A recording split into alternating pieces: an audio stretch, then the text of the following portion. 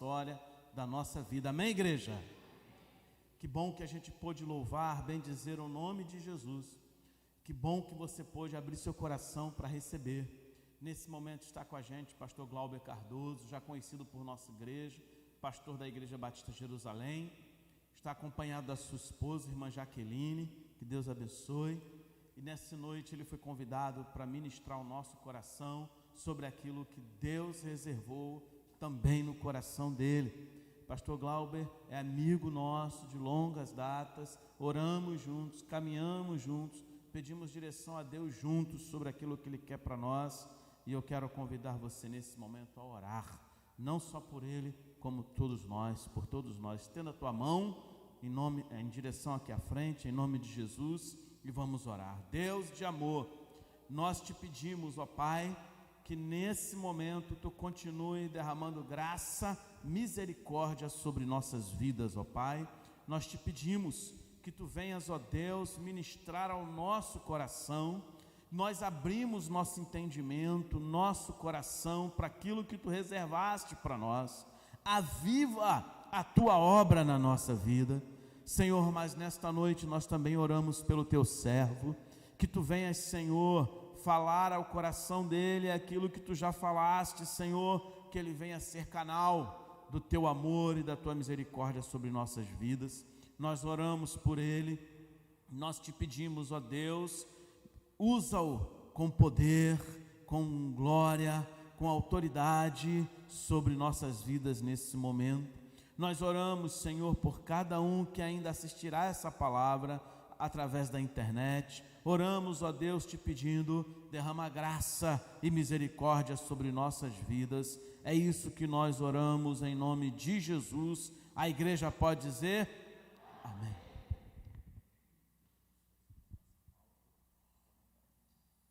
Queridos, graça e paz, amém? Amém, gente? Vocês já foram ou estão aqui ainda? Amém ou não? Amém. Glória a Deus. Eu faço isso lá na igreja também. Quando eu acho que o amém é assim, eu pergunto se eles, que às vezes, né? Eu estou feliz de estar aqui e poder rever os irmãos. Como o Efraim já disse, né? Os irmãos já nos conhecem. E, de fato, nós temos uma relação muito amigável. O Efraim aqui disse que a gente caminha junto, mas na verdade ele já há um bom tempo pastoreia a minha vida, cuida de mim, e é muito bom, né? As nossas famílias caminham e eu sou muito abençoado por ele e pela sua casa. Queridos, vamos à Bíblia. Eu quero ler com vocês Atos capítulo 13, versículo de número 2. Aleluia. Atos capítulo 13, versículo de número 2.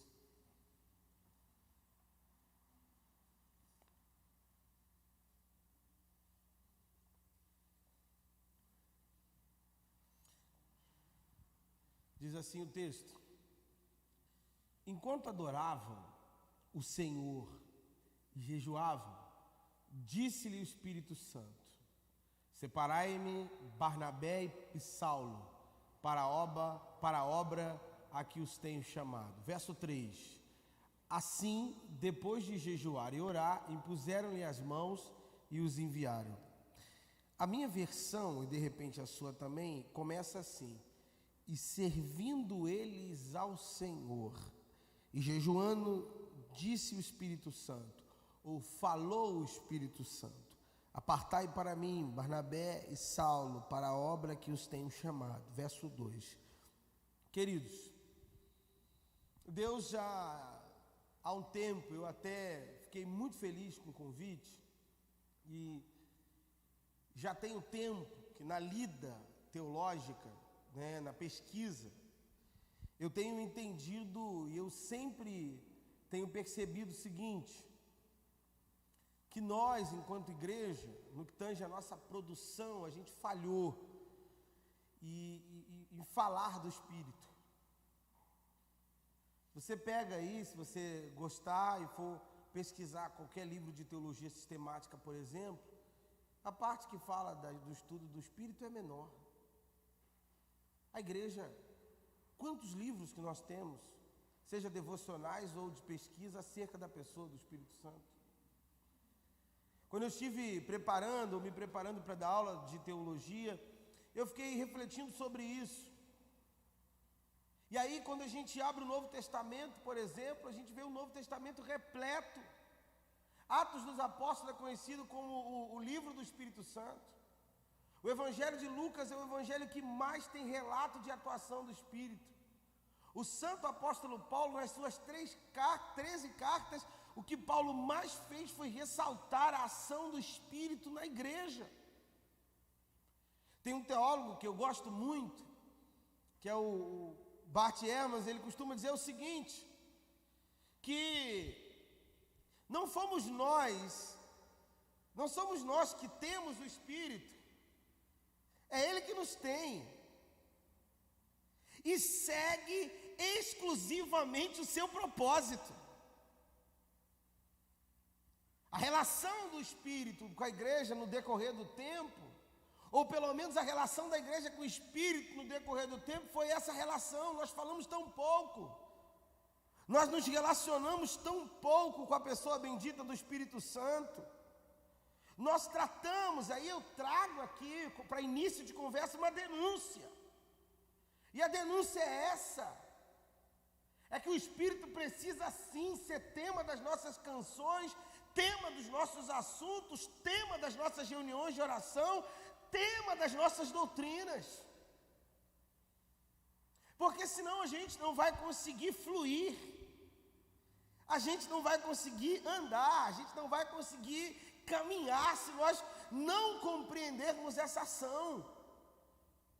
Se nós olharmos, por exemplo, para o texto de João, nós vamos perceber claramente que o que Jesus vai dizer para a igreja é que ele deixaria outro, e a palavra no grego ali é outro de aions, que significa aquele que é da mesma essência que eu.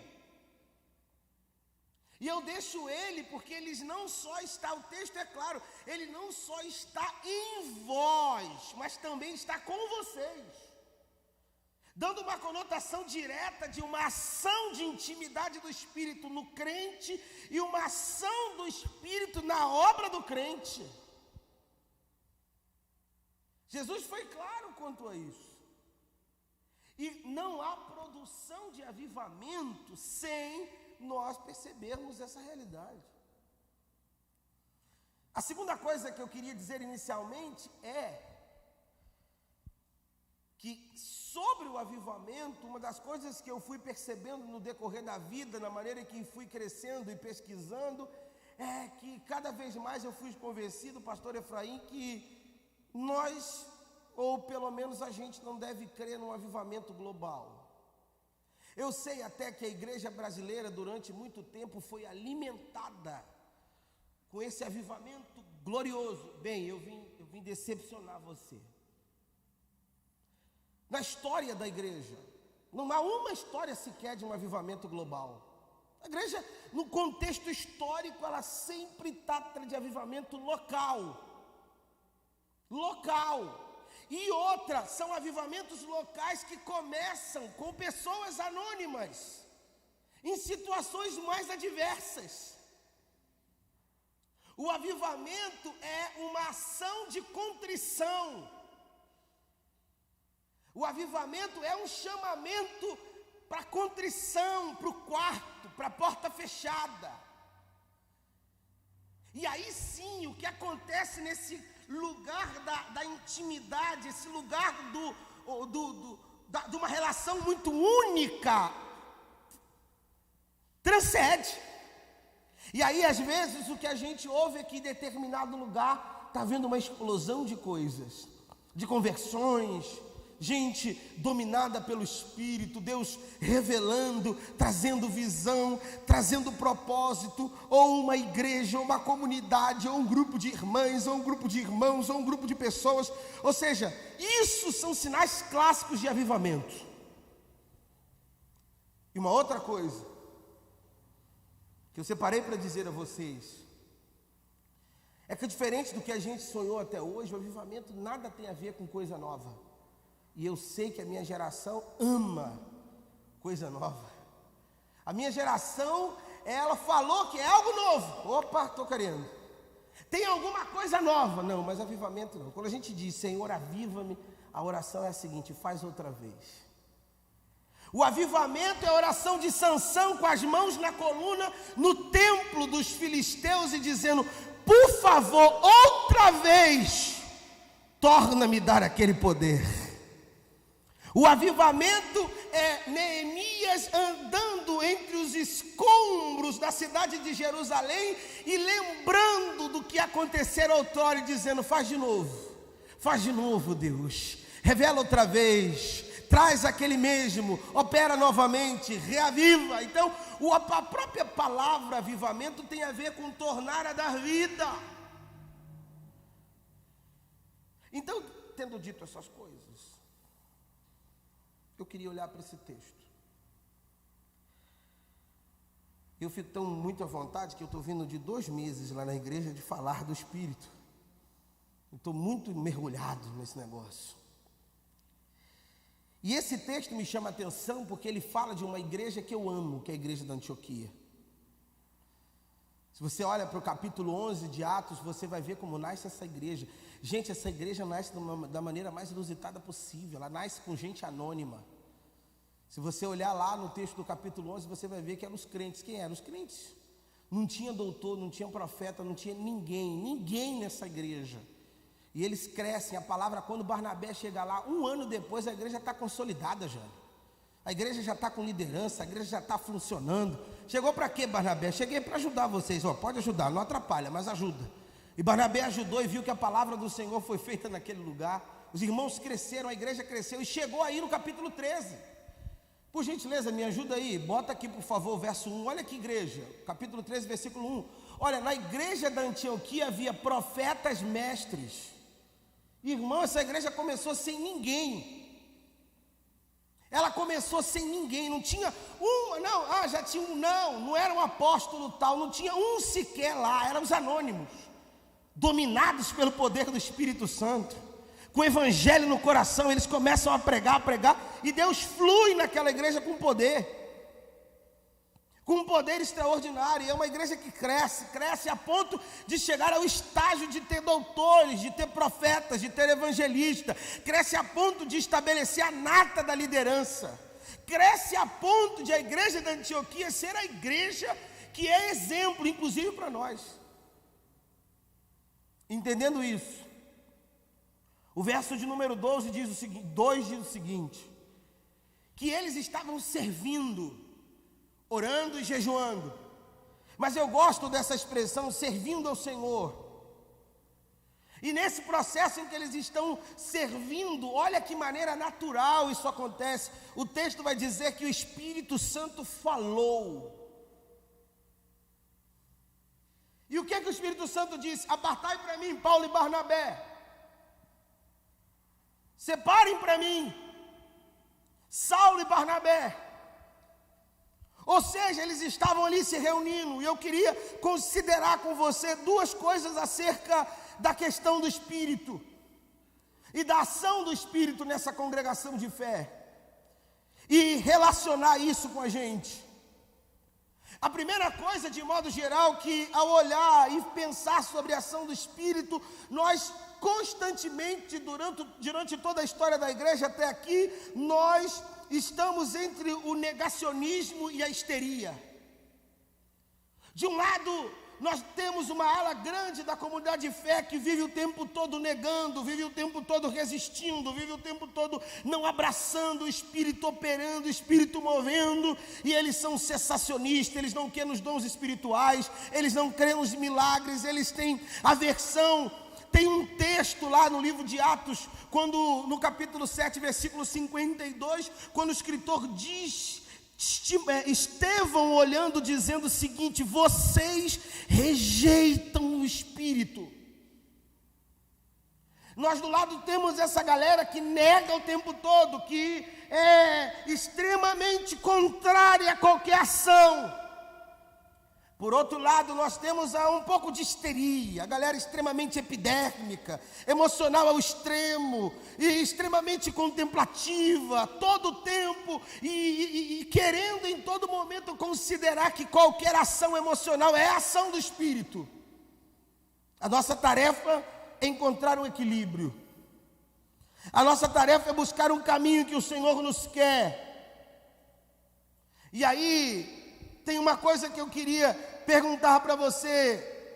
Certa feita eu vi John MacArthur dizer uma coisa que me chamou a atenção, é que existem pessoas que fazem acontecer, outras veem acontecendo, e outras procuram saber o que aconteceu. Quem somos nós? Quem é a nossa igreja nesse processo? Quem é a nossa comunidade de fé?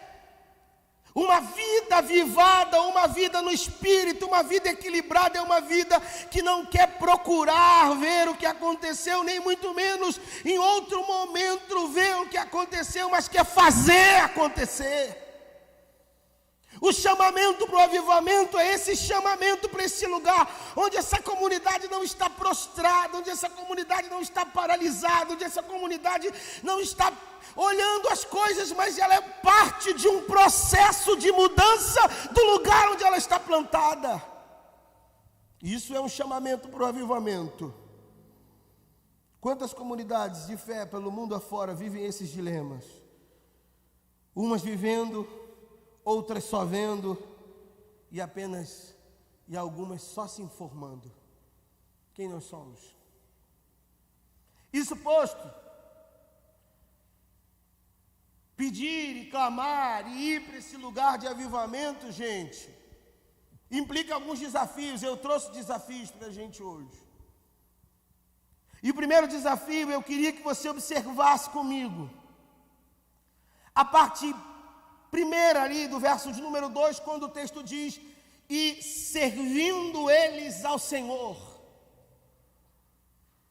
Quando eu me deparei com essa parte, fui olhar ela no grego, a expressão servir ao Senhor, ou servir ao Senhor, no grego é serviço público, ou serviço perante ao Senhor, um serviço sem custo ou por conta do servidor. A expressão aqui de servir ao Senhor é a ideia de alguém que é servidor público e que no dia de folga resolve dar ali o seu serviço. O texto diz que esses irmãos, o que eles estavam fazendo? O que a igreja estava fazendo? A igreja estava servindo de maneira voluntária, a igreja estava se entregando de maneira voluntária, a igreja estava totalmente entregue ao Senhor num tempo de voluntariedade. E o que nós fazemos?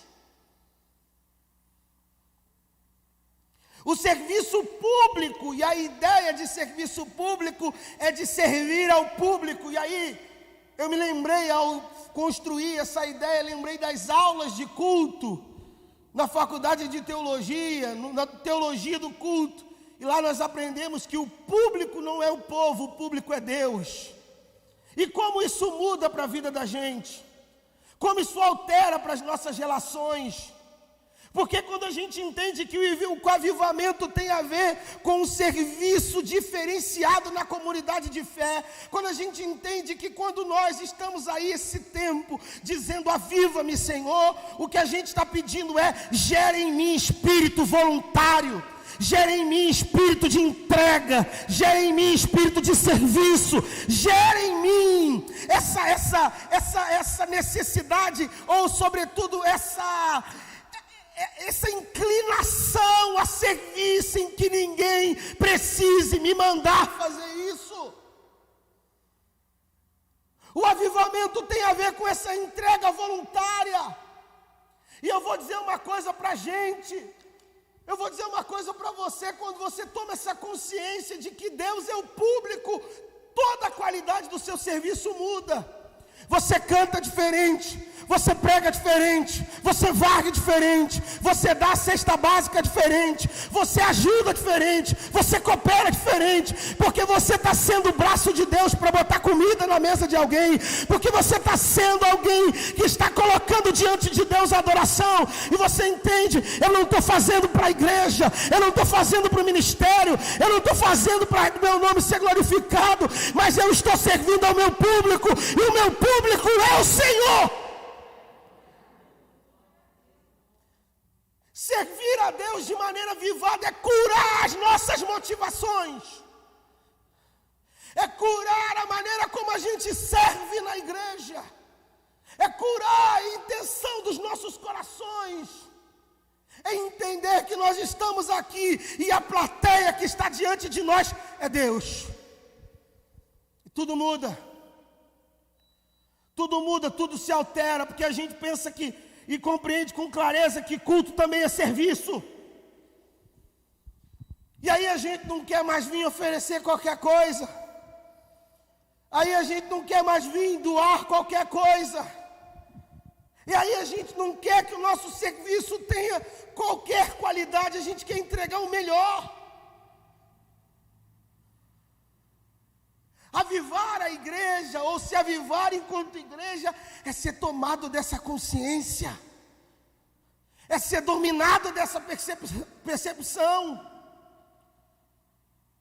é se entregar como nunca, é se colocar como nunca, é entender que você está diante do Deus eterno, e entender que estar aqui para esse momento litúrgico, ou em qualquer outro dia da semana, não é uma mera ação, não é um mero convite, não é uma mera relação, não é algum ato religioso, mas é um serviço voluntário. O que você veio fazer aqui? Eu vim emprestar. O que você veio fazer aqui? Eu vim entregar. O que você veio fazer aqui? Eu vim servir. O que você veio fazer aqui? Eu vim dar aquilo que eu tenho de melhor, no meu melhor dia, no meu melhor horário, na minha melhor parte da vida. Eu vim doar ao Senhor. Aviva-nos, ó Deus. Aviva-nos. Aviva-nos no poder do Espírito, para que esse Espírito domine a gente, para que enquanto igreja de Cristo a gente entenda esse processo, para que enquanto servo de Deus a gente compreenda isso e perceba na nossa individualidade que Deus quer usar a nossa vida. A igreja precisa acordar, a igreja precisa despertar, a igreja precisa entender que Deus não escolheu alguns, Deus escolheu a todos quanto Ele os chamou de filho. A igreja precisa tomar ciência de que a obra do Evangelho não está na mão de A, de B e de C, mas está na mão da comunidade de fé. Foi entregue para você, foi entregue para mim, foi entregue para nós. Eles estavam diante do Senhor servindo. Eles estavam diante do Senhor servindo. E qual era o dia? Não importa. Qual era a ocasião? Não importa. O que importa é que eles estavam ali de espírito público diante de Deus. E já que a gente está falando de contrição, é esse espírito que tem nos colocado diante de Deus todos os dias. É com esse espírito que nós temos nos colocado à disposição. É com essa força, é com esse vigor que a gente tem dito: Senhor, eis-me aqui. É sobre esse chamamento que a gente tem dito: Senhor, faze de mim o que tu queres. É de fato se sentindo convidado, se sentindo impelido, se sentindo levado a esse lugar. É nesse dobramento, entendendo isso, que a gente tem se colocado diante de Deus. O diferencial da igreja na Antioquia é que eles faziam isso. E essa comunidade de fé, nós precisamos ser assim também.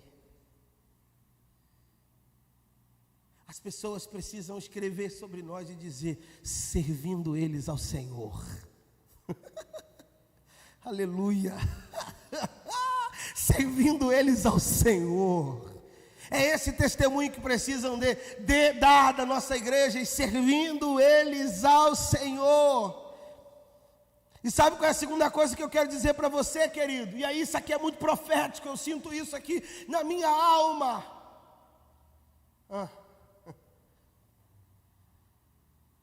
Sabe por que a gente não sente mais aquilo que Paulo disse? Paulo falou aos Coríntios, eu sei que o apóstolo Paulo estava dizendo lá em Corinto que aonde o Espírito de Deus há, aí é liberdade. Paulo estava falando em relação à lei, eu sei disso. Mas Paulo, em todas as suas compreensões teológicas no que tange ao Espírito, ele não concebe a ideia de um Espírito num lugar onde há prisão. Não há possibilidade de nós falarmos e fluirmos no soprar do Espírito, de nós sermos envolvidos, como está escrito no hebraico, no ruach, no vento do Senhor, se nós não nos entregarmos para uma liberdade selvagem diante de Deus. E outra, isso não tem a ver com a nossa bandeira denominacional, isso não tem a ver se a gente vai virar pentecostal ou qualquer outra coisa, isso tem a ver com a vida cristã que a gente escolheu ter diante de Deus. A gente precisa sair desse debate pueril e ir um pouco mais além em relação à nossa experiência com o Espírito Santo. A gente precisa se erguer desse lugar. Sabe por quê? Porque quando não há espírito público na comunidade, isso aqui eu não escrevi aqui não. Quando não há espírito público na comunidade, esse conceito de serviço público na comunidade, falta liberdade no espírito. Entendeu aí? Pegou? Pegou. Quando não há essa inclinação, essa dedicação, essa entrega natural, falta liberdade. É por isso que, de modo geral, a gente tem sentido isso. Nós, crentes em Jesus, cada vez mais distantes, cada vez mais frios, com cada vez mais necessidade de voltar, de se render outra vez. Como cantou aqui o Efraim Júnior, como cantou aqui meu amiguinho, meu irmão de fé, meu companheiro da época de embaixada. A gente precisa voltar e se render outra vez. Essa realidade, porque quando falta na comunidade de fé o Espírito, falta uma coisa que está aqui, ó. Olhe o versículo de número 2. E olha aí, lê comigo, por gentileza. Depois que aparece a palavra, e servindo eles ao Senhor e jejuando, o que está escrito? Vamos lá, o que está escrito? Disse, vamos dizer, em vez de disse, fala assim comigo. E o Espírito Santo falou. Diga de novo, falou. Irmão, toda vez que eu leio isso aqui eu tremo. Não, pastor, mas o que tem nessa parte tão importante? Tudo. E quando eu olho para a minha geração, a gente apaga a luz e nada contra. A gente usa fumaça no culto. A gente canta animada e lenta para diferenciar a hora de chorar e a hora de bater palma. A gente cria um ambiente para o Espírito operar. Mas aqui, eles estavam servindo. É disso que eu estou falando, é dessa liberdade que eu estou dizendo. Eles estavam servindo. Como? Orando, jejuando. Ninguém, eu estou só fazendo aqui algumas alusões, mas não sou contra nada disso. Ninguém ficou 5 horas cantando lindo, lindo és. Ninguém ficou, não teve, eles estavam só orando, jejuando, servindo. O que a igreja está fazendo? Servindo. O que a igreja está servindo? O que acontece? O Espírito fala. É simples assim, é natural. O que eu estou dizendo a você é que quando falta o serviço no que tange a voluntariedade na igreja, falta liberdade no espírito. Porque a gente fica muito empolgado e atarefado com muitas coisas, Marta. Mas o que é necessário é sentar aí. Porque a melhor parte está acontecendo enquanto a gente serve. Enquanto a gente está inclinado, e o Espírito Santo está falando, que saudade. É para esse lugar, é por isso que a gente está clamando, aviva-me, aviva-me, porque o Espírito Santo precisa voltar a falar com naturalidade. Avisa-me, aviva-me, porque eu preciso entender. E deixa eu dizer uma coisa para você que eu tenho aprendido ao longo desse tempo. A melhor maneira de se ouvir o Espírito é fazendo silêncio. Porque às vezes a gente quer o Espírito falando e a gente está igual Elias. Se tem fogaréu, a gente vai para a porta da caverna. Se tem terremoto, a gente vai para a porta da caverna. Se tem ventania, a gente vai. Mas tem uma brisa suave que tem que fazer silêncio, que ela vai passar. Você vai ouvir a voz de Elias. O senhor está aí. Mas nessa brisa, nessa brisa. E esse silêncio não tem a ver com a sua maneira de se expressar, tem a ver com a quietude da sua alma, a sua capacidade de se entregar, o quanto que você se derrama diante de Deus, o quanto que você se entrega por inteiro, o quanto que você entende que a sua vida é dele, o quanto que você compreende que você está aqui para ouvir ele falar, o quanto que você compreende que ele precisa moldar a sua vida, moldar o teu ser, o quanto que você está sensível, o quanto que você está aberto, o quanto que você está inclinado, e na medida que você vai sendo dominado por essa compreensão, o Espírito Santo vai falar, o Espírito Santo vai falar, o Espírito Santo vai falar a nós. Aleluia. Fala, Espírito Santo. Fala outra vez. Fala de novo. Fala porque nós queremos entender. Fala porque nós queremos compreender. Tenha liberdade para nos conduzir. Tenha liberdade para nos colocar. O Espírito Santo falou. E aí, em consequência a tudo isso, segue-se no texto algumas coisas. O servir, o espírito público, a liberdade do Espírito. E aí, o que o Espírito Santo fala? O que o Espírito Santo diz? Separai para mim. Separai para mim. Quando a gente entende que avivar-se é colocar-se voluntariamente diante de Deus, e o Espírito Santo começa a ter liberdade para falar em qualquer reunião, em qualquer lugar, de qualquer forma, de qualquer maneira, de qualquer jeito, e falar dando direção, falar dando visão, e falar dando caminhos, e falar dando estratégia, e falar, porque não foi isso que está escrito na palavra, gente. Joel disse isso, que nos últimos dias ele derramaria o Espírito Santo sobre toda a carne, e daria o que? Sonho, e daria o que? Visão, e daria o que? Palavra profética. É esse fruto que a igreja tem que viver, se nós temos o Espírito. A gente não tem que se assustar. Deus tem que dar sonho para as nossas crianças e jovens. Deus tem que dar visão para os nossos velhos. Deus tem que dar palavra profética para os homens e mulheres. A gente tem que conviver com essa ambiência em que o pastor constantemente é visitado ou incomodado por alguém que diz: olha, pastor, eu estava dormindo essa noite, o Senhor falou sobre isso. E aí o Espírito Santo confirma profeticamente no coração do homem de Deus. O pastor precisa ser visitado nessa questão pela igreja, pela comunidade. Essas coisas precisam sair dessas pessoas que a gente acredita que são direcionadas para receber do Senhor e começar a acontecer de maneira natural sobre João, sobre Maria, sobre José, sobre quem quer que esteja debaixo da bênção de Deus. É esse espírito de liberdade que a gente precisa viver no Senhor. E aí, minha gente, quando o Espírito fala, ele diz: separa para mim. E perceba que a voz do Espírito é imperativa aqui. Separai para mim, apartai para mim. Aqui tem imperativo. Aqui tem uma ordem direta. Aqui tem um verbo que no grego a gente chama de verbo auristo, ou seja, pá, separa. Separa. Oh Deus. Oh Senhor, tomara ao Senhor que depois que acabar essa campanha de avivamento, o Espírito Santo começa a falar nomes nesse lugar. Aleluia.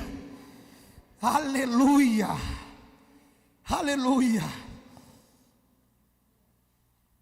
Ou seja, quando eu entendo esse conceito do Espírito público, o Espírito fala com essa liberdade, ele diz: separem. E essa ordem imperativa é quando a gente entende uma lição em que a vida, ela tem que ser missional e a comunidade também tem que ser missional. O que o Espírito está fazendo aqui é revelar no individual uma vida missional e no coletivo uma vida missional.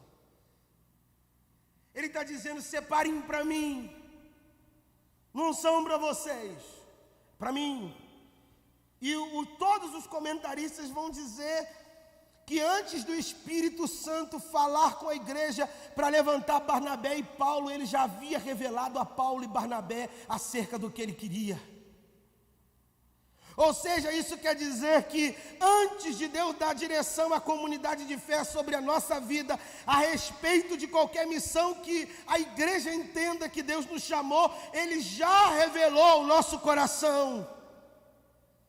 O separai para mim é o convite a uma vida missional. O separai para mim é o convite a uma comunidade missional. É o Senhor dizendo que a essência da comunidade avivada é crentes que entendem a sua missão no campo missional e quando se reúnem compreendem o seu propósito. Consciência individual. O Espírito já havia dito: Paulo, Barnabé, Paulo, Saulo, eu quero vocês. Oh meu irmão, o Deus de Samuel continua ainda falando no templo. O Deus de Samuel continua visitando os quartos dos meninos e das meninas para dizer o nosso nome. O Deus de Samuel continua falando.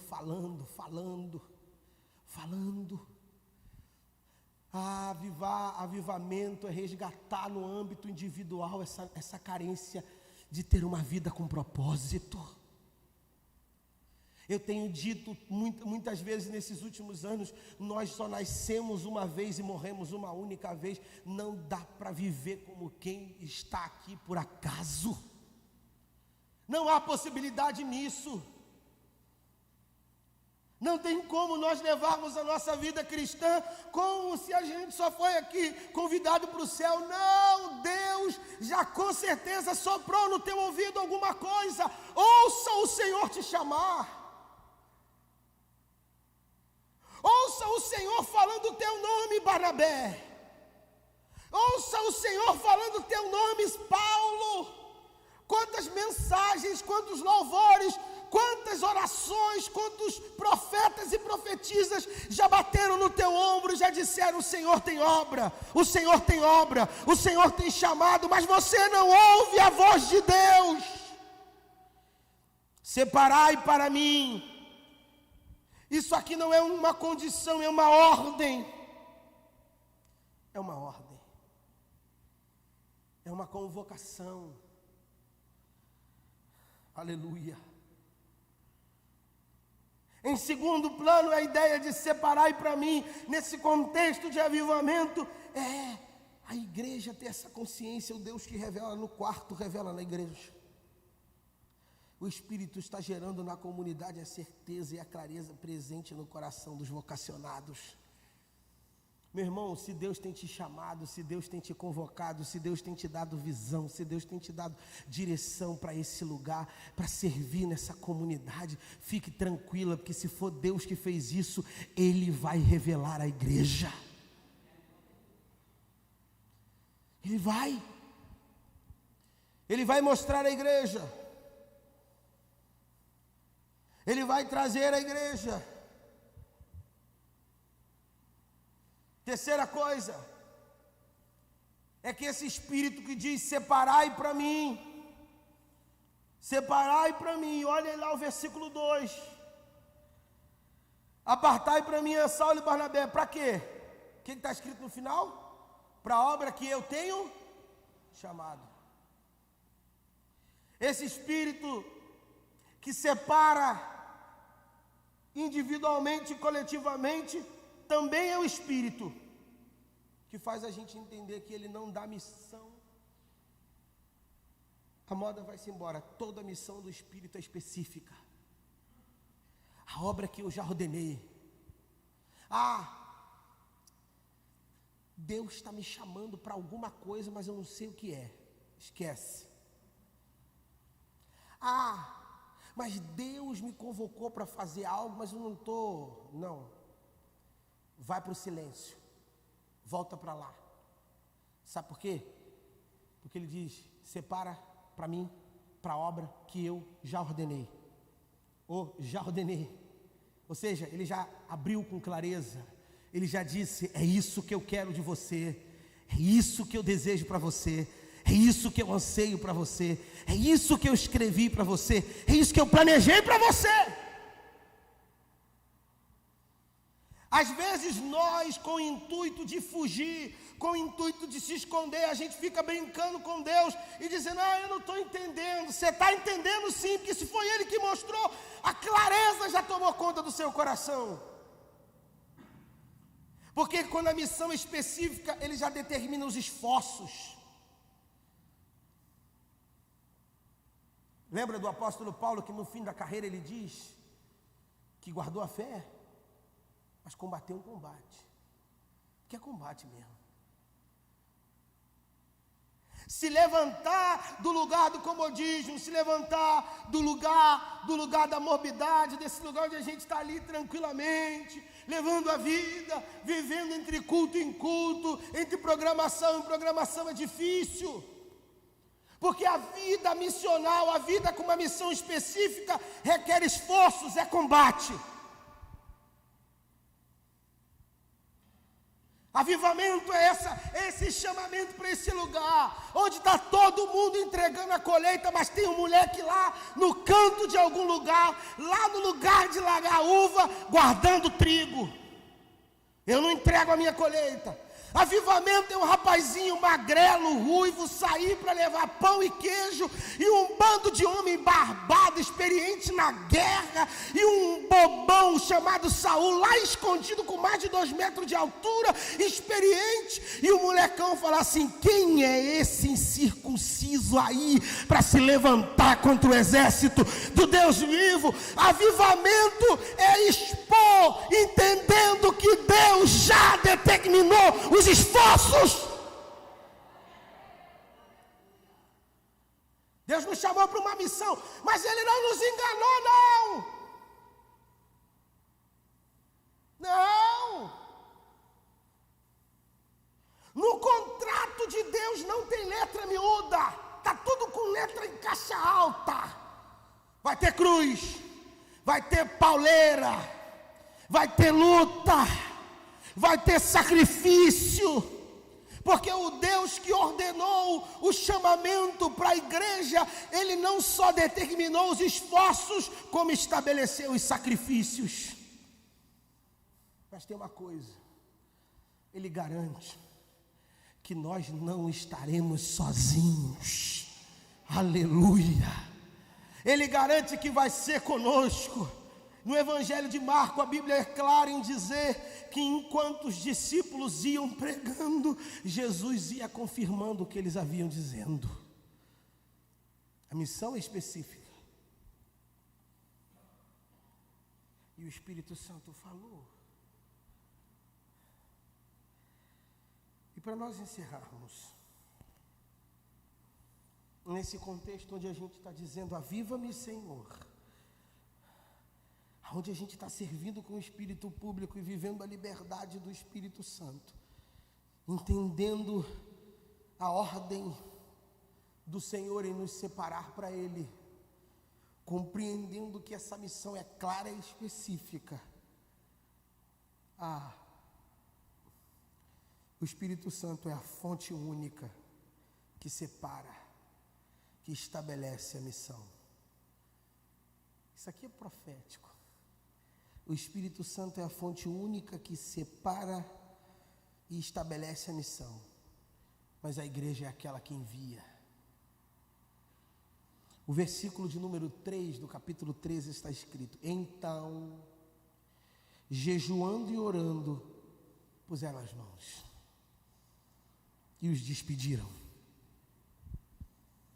Nesse ambiente onde a igreja está vivendo o avivamento, onde o Espírito tem liberdade, onde ele separa, onde ele revela a missão, onde ele traz clareza para o serviço, a função da igreja é estender as mãos.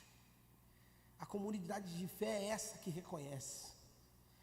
E a minha oração essa noite, é que nessa igreja, nessa comunidade, para vocês que estão nesse espírito de busca, vocês começam a enxergar muitos Saulos e Barnabés se levantando neste lugar.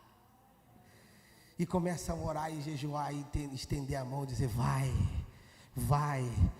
José, vai Maria, vai, porque a igreja é que reconhece. Eu vivi isso na prática. Aos 12 anos de idade, o Espírito Santo falou. Ele disse: eu preciso de você para esta obra.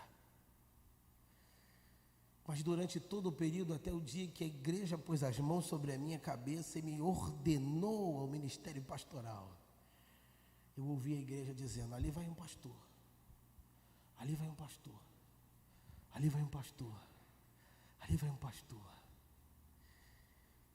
Ah, separem, a gente está precisando de diácono. Atos capítulo 6. Qual é a ordem? A ordem é: escolhei dentre vós. O crivo, a necessidade de a gente estar avivado e sintonizado com o Espírito, para que não haja confusão na hora que a gente levantar as mãos e enviar ninguém. A gente precisa estar atento à voz do Senhor, porque se o Espírito Santo é a fonte única que separa e estabelece a missão, nós, a igreja, a gente envia, a gente leva, a gente diz vai, a gente empurra, a gente conduz.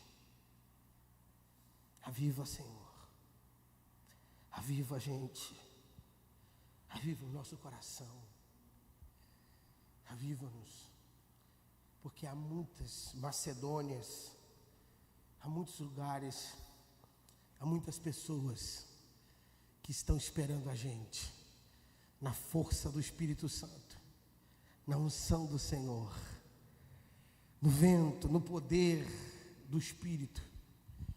Esse mundo caótico está precisando de uma igreja poderosa, mas poderosa do Espírito Santo. Deus está chamando a igreja, Deus está chamando você, Deus está chamando a mim, Deus está chamando a cada um de nós a esse lugar onde o Espírito Santo tem liberdade, a esse lugar onde eu me coloco. Deus está chamando a gente. Ouça o apelo de Deus, ouça esse apelo. É aquilo que o apóstolo Paulo diz, essa briga entre o Espírito Santo e a carne. O Espírito está dizendo: deixa, vai, se entrega. É aquilo que escreveu o escritor aos Hebreus: quando ouvires a minha voz, não endureçais os vossos corações.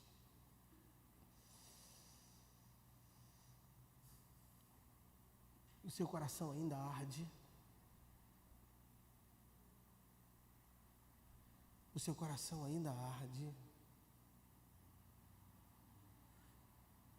Você ainda é daqueles que só de ouvir a voz do amado, o coração pega fogo? Porque sabe uma das coisas, eu já estou encerrando, sabe uma das coisas mais fantásticas de Lucas 24 é que aqueles, e não eram caras, eu preciso fazer essa reparação histórica.